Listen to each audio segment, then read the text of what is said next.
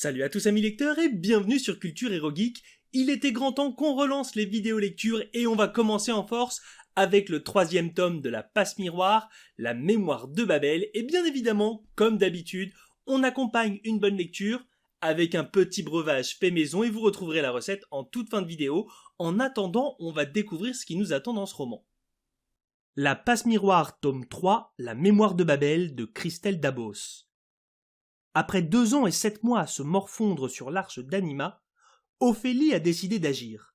Sous une fausse identité, elle rejoint Babel, arche cosmopolite et joyau de modernité. Ses talents de liseuse suffiront-ils à déjouer les pièges d'adversaires toujours plus redoutables?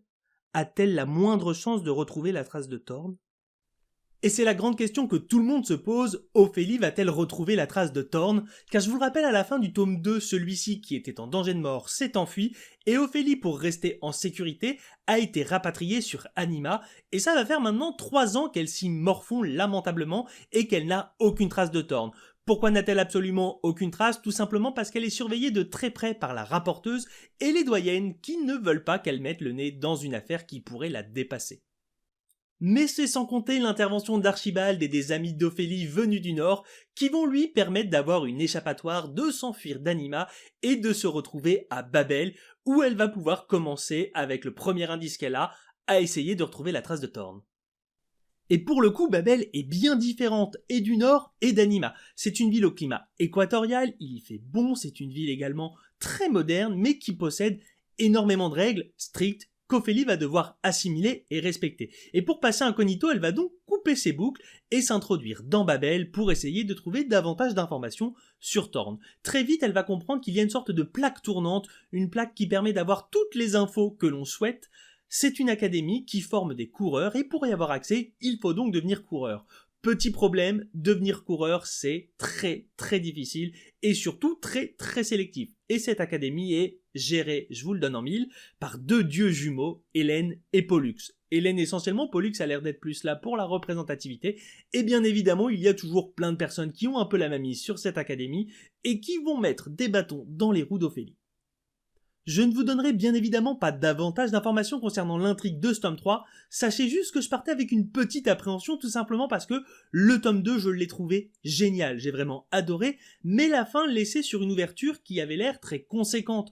Ça nous parlait de Dieu et de l'autre, et les personnages étaient complètement dépassés, et dans ce genre de situation où vraiment ça a l'air énorme, j'ai tendance à me dire que la suite va être vraiment quelque chose d'assez délirant, et ça a tendance à me sortir un petit peu de l'histoire. Et pour le coup, que nenni, l'auteur elle maîtrise à mort son sujet et c'est hyper intéressant. On revient très clairement sur Ophélie. On recentre très clairement sur ce personnage qui est pour le coup très terre à terre, qui est quelqu'un de simple et d'accessible et l'histoire va l'être tout autant.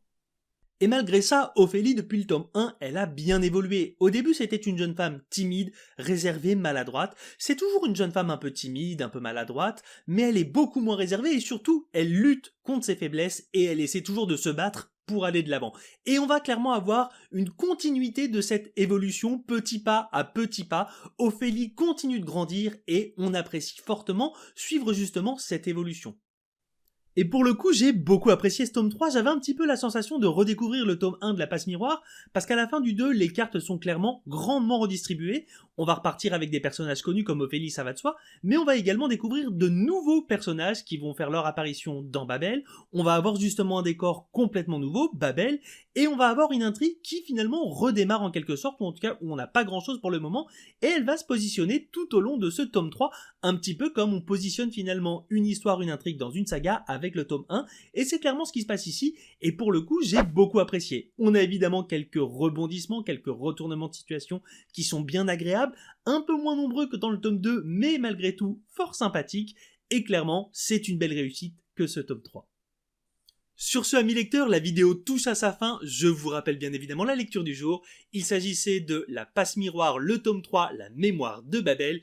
Et vous allez pouvoir découvrir dans quelques secondes le smoothie que voici à base de prunes et de bananes. Je vous laisse justement avec la recette et je vous dis à la semaine prochaine pour une prochaine vidéo.